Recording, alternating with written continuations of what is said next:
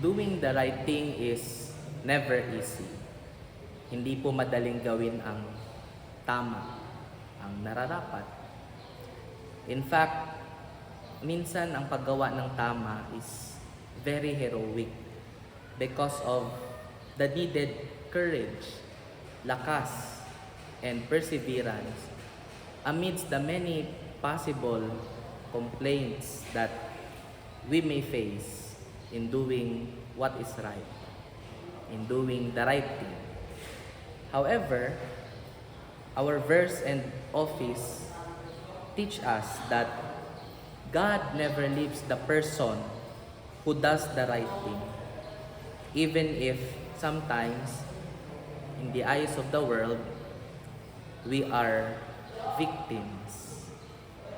Victim sapagkat kawawa tayo dahil hindi tayo sikat when we do the right thing. Hindi tayo kilala dahil meron tayong mga prinsipyo at hindi rin tayo malapitan sapagkat marami tayong mga pinanghahawakang prinsipyo na sinusunod.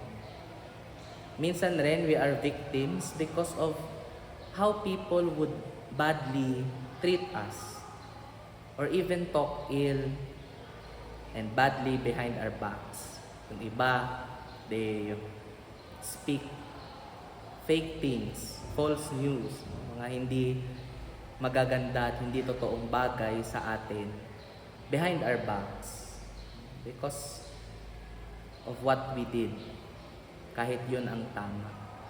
But you know, my dear brothers and sisters, Jesus was also a victim. Si Jesus ay isa ring biktima para sa atin. He was not accepted by some of the religious persons of his time. He was not believed in by some of his neighbors, some of his kababayans. And he was even brutally punished for the sins that he himself never committed. Jesus was punished because of us. He had to be punished. He had to undergo the crucifixion. Kailangan niyang maipako sa krus. Sapagkat ito ay nararapat para sa ating salvation, sa ating pagkawala ng kasalanan. Ganon po tayo kamahal ng Diyos, mga kapatid, na kahit paulit-ulit nating sinusugatan, tinutusok, minsan kahit paulit-ulit nating ginagawa ng mali, ang kanyang puso, patuloy pa rin siyang nagmamahal sa atin. Sapagkat ang puso ni Jesus, ang kanyang puso ay puno ng awa at pagmamahal sa atin.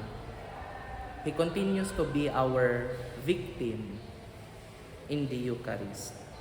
Sa banal na misa, sa santos na misa, He continues to offer Himself for us so that we can be in communion with God.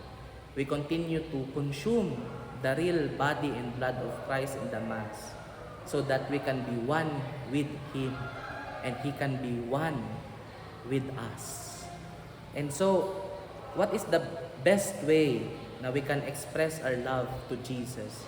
Most especially to the Sacred Heart of Jesus, na ang pusong alam lamang ay patuloy na magmahal kahit nasasaktan. Ito po, our humble acts of penance for the many sins the world has committed against the heart that truly love. This is our humble way of being a victim, doing the right thing, doing penance, doing acts of love to each other.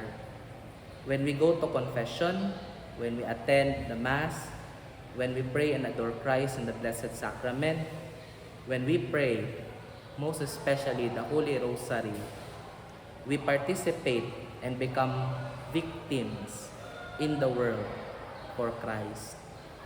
Yes, it is difficult, hindi madali, it never will be easy.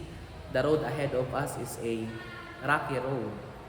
But trust, my dear brothers and sisters, in the promises of the Sacred Heart, in the 12 promises of the Sacred Heart, most especially Jesus has promised that He will comfort us in all our afflictions. Sasamahan niya tayo sa lahat ng ating mga kahirapan and bestow abundant blessings upon all our undertakings. Na si Jesus magbibigay ng mga biyaya sa ating pang-araw-araw na pamumuhay. According to St. Paul, "And now I am happy about my sufferings for you, for by means of my physical sufferings I am helping to complete what still remains of Christ's sufferings on behalf of His body, the Church." My dear brothers and sisters, please pray and pray and pray. Restrain our senses and do the right thing. Be in control of our emotions and ourselves. Practice self-mortification. That is what the Sacred Heart, that is what Jesus is telling us. Do the right thing. It will not be easy. The world will look down upon us sometimes, but our reward is great in heaven. Make me a victim of love, to imitate you. Help me to abandon my will, to forget myself and think only of you. O mild heart of my Jesus, grant that I may love thee more and more. Amen.